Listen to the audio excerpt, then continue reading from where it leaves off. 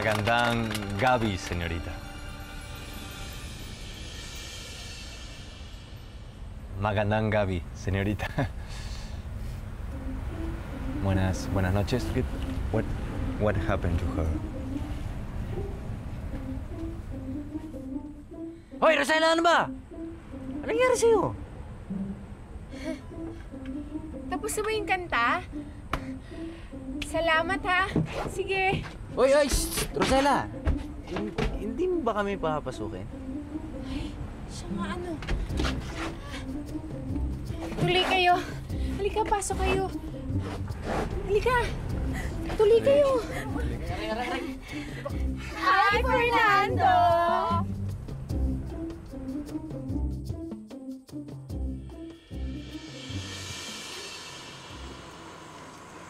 Nay, talaga bang magbe-best friend silang tatlo noon?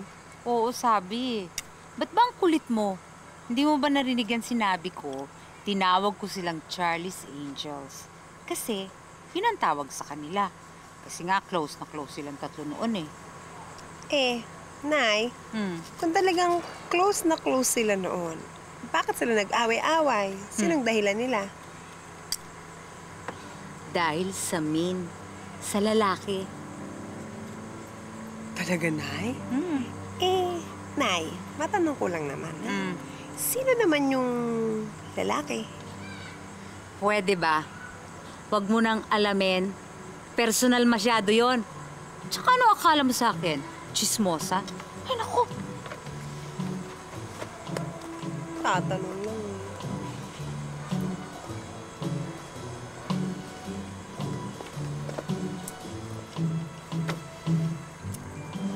Si Arnaldo, si Mayor ang pinag-awayan nila. Nay, hindi kayo chismosa, no? Wait, Fernando. This one, not house. My house over there. My house is just near. Naligaw ka lang, Fernando. Ano naligaw? Ikaw naliligaw? Delio, sabi mo nga kay Fernando, hindi ako dito nakatira. Wala Baka nagkamali lang siya. Magsiuwi na nga kayo. Pwede ba minsan subukan niyo magsimba? Simba na Papalit naman. niyo kasi. Utang na loob, hindi kami magpupunta sa inyo. Kaya pwede ba? Sige na, mauna na kayo. Sige na, alis na. Berto, salamat ha. Oh, wala ka naman na, Rodelio. Yeah. Salamat, Alis salamat. na daw. Yeah. Salamat, pare. Rodelio, mauna na ako ah. Sige, sige. Alis na.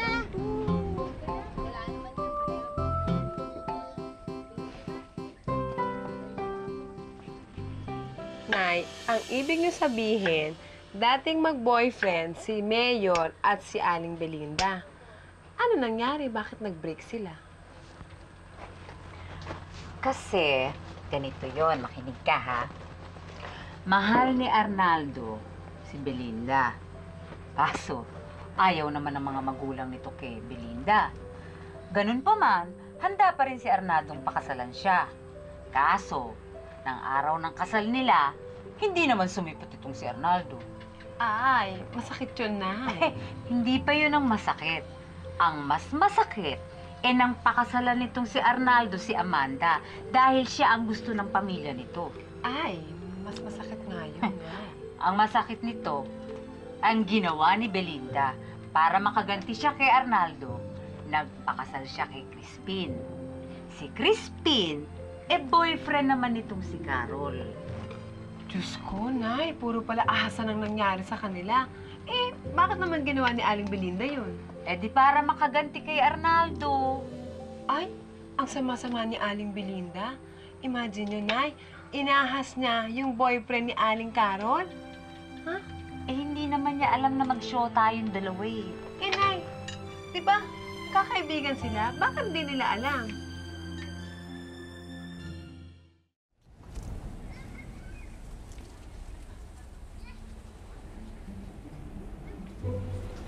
Hi, mga kumare.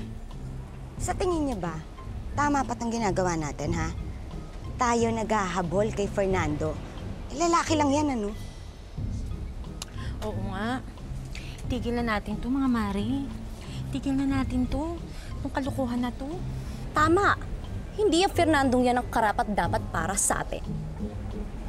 Pwes, itigil na natin to kalokohang to. Umuwi na tayo. Halika na. Kung si Rosel ang gusto niya, good luck na lang sa kanya.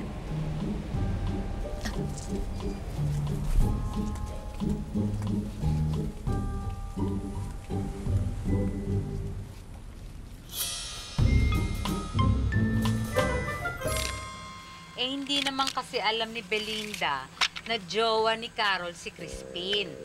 Kasi nga, lihim ang relasyon nila.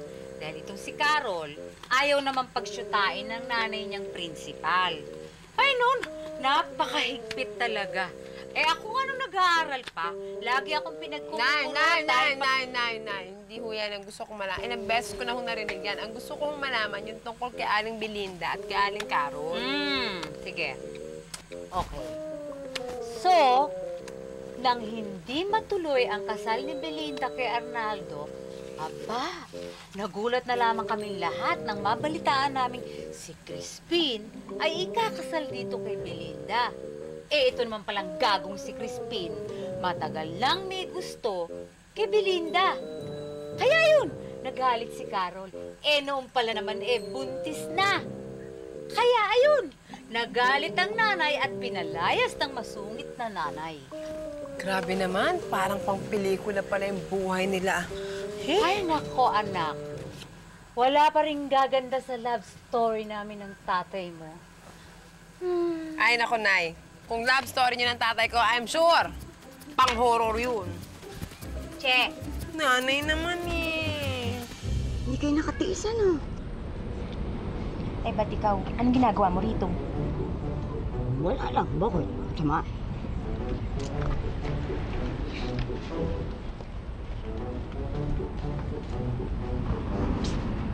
Alam mo ba, meron akong naisip na maganda. Ano yun? Ano yun? Eto. One for you and for me. Okay, game na. Ano? Para saan to? Follow me, ha? Anong gagawin ko, ha? One.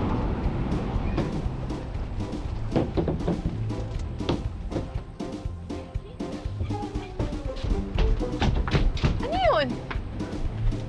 Wala naman eh. Malamang siguro, kagagawan na naman nila Minyang yan. Buti pa.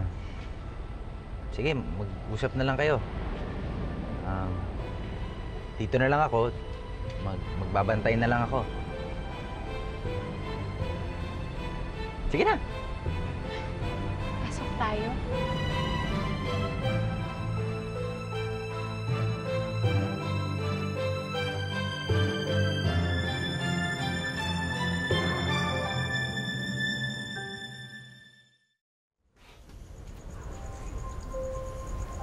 Nagkakaintindihan ba kayo? Nagingitian lang naman kayo. Wala akong masabi eh.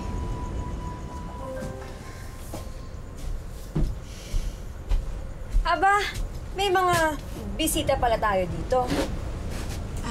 Ate Gemma, si Fernando po. Siya yung Ate Gemma ko. Hello, Jim. Alam ko. Ito ba ay alam ni Inay?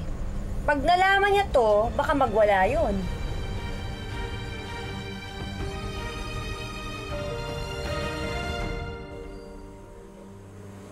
Alam mo anak, kung tutusin, malaki ang utang na loob ko doon kay Belinda.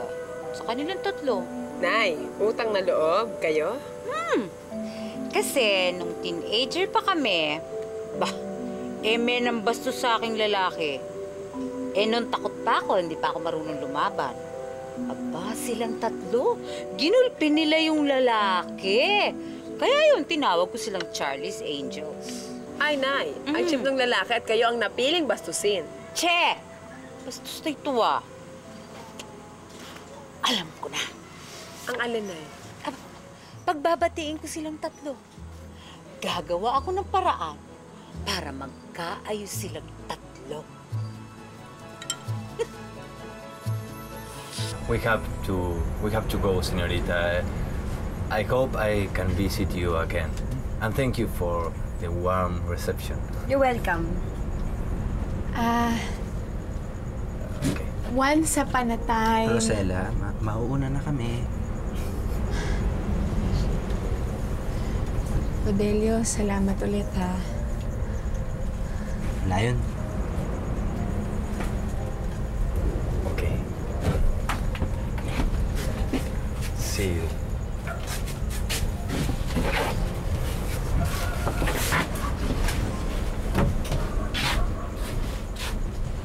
Madapa pa yan.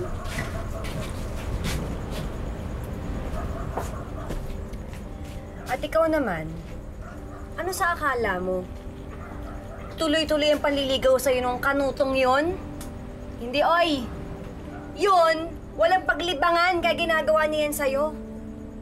Pag ang kanyang memorya ay bumalik na sa kanya, hindi kanya maaalala. Ay, hindi pala. Maalala ka pala niya. Once upon a time.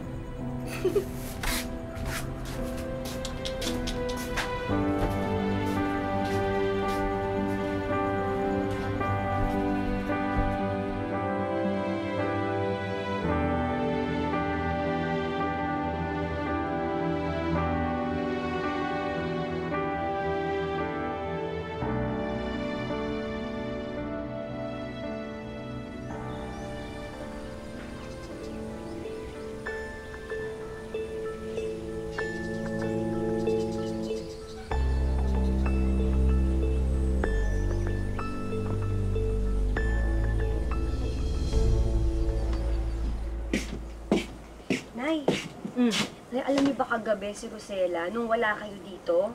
Alam ba kung ano ginawa nun? Ano? Yung kanuto, pinatuloy niya, nakipagligawan siya. Ano? So, yun talaga yung batang yan. Pinagsabihan ko na yon na huwag makipagkaibigan man lang doon sa kanutong yon. Pinatuloy pa? Nay, alam niyo, pagalitan niyo yun si Rosella. Sinusuway kayo eh. Makikita niya mamaya. Makikita niya. Grabe talaga kagabi, Undang. Ang saya-saya ko talaga. Dapat naroon ka. Nakakainis ka kasi hindi mo sinabi sa akin. Eh, hindi ko naman alam, no? Nagulat na nga lang ako nung nandun na sila Rodelio sa bahay. Sayang, hindi ko tuloy narinig yung boses ni Fernando. Maganda ba? Maganda ba yun? Ay! Ang ganda-ganda. Sobrang ganda, Undang. Alam mo, akala ko nga kagabi nananaginip ako pero hindi pala. Totoo na pala. Sandali muna. Ano naman pakiramdam mo habang kinakantahan ka niya? Hindi, syempre sobrang saya. Parang nga ako nakalutang sa ulo.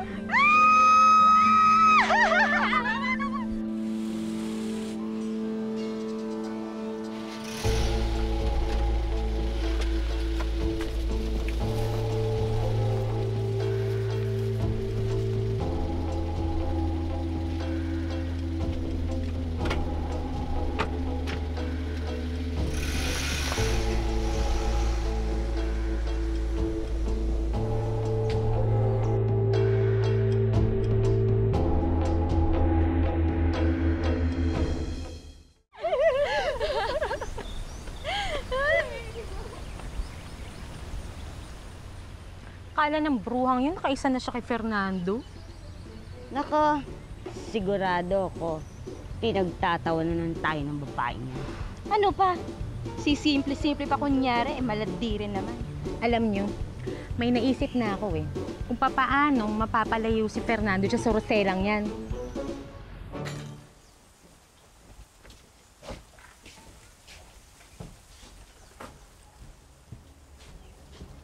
Gaga ka talaga, no? Bakit po, Inay? Hindi ba? Pinagsabihan na kita na wag kang makipagkaibigan doon sa kanutong yon? Anong ginawa mo? Pinatuloy mo pa! Inay, bumibisita lang naman po siya. Nakakaya naman. Huwag ka ng mga tira. Huwag kang mga ngatwiran sa akin, ha? Sa susunod, hindi lang yan ang aabutin mo pagka hindi ka sumunod sa akin.